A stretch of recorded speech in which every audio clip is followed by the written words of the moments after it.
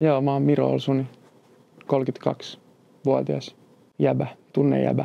Ollut jäbisitunteissa sen perustamisesta asti, eli kohta 4 vuotta. Ja, aika moninainen jätkä, mies. Naisviha, se on hirveä juttu ja mä oon vähän silleen nyt vähän niin kuin herännyt siihen, miten sairasta se on ja miten ne pahat ne tilastot vaikka. Jos puhuu naisvihasta jätkille, jotka jotenkin tekee sitä, niin se, että niin kuin sekin on terminä vähän semmoinen, voi olla poistyöntävä miehille. No se ei välttämättä tarkoita sitä, että se mies vihaa naisia, vaan se on sisäistänyt naisvihaa. Ja naisviha mun mielestä on nimenomaan niin kuin opittua käyttäytymistä ja ajattelua, jota me ollaan sisäistetty ja toistetaan meidän käytöksessä tiedostaen ja tiedostamattomasti. Kulttuuria, jota me ollaan omaksuttu ja opittu, jota me ei enää edes huomata ja jota me suoletaan ja levitetään meidän arjessa ja kaveriporukoissa ja kulttuureissa. Ja sen takia on paljon naisvihaa ja sen takia me normalisoidaan myös niissä kaveriporukoissa naisvihaa ja sen takia meillä on paljon seksuaalista häirintää ja lähisuhdeväkivaltaa.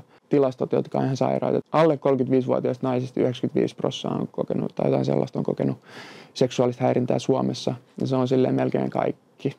Niin se jo kertoo silleen, että kaikki ei ole ihan ok ja jätkät ei ihan tiedä, miten niiden pitäisi käyttäytyä.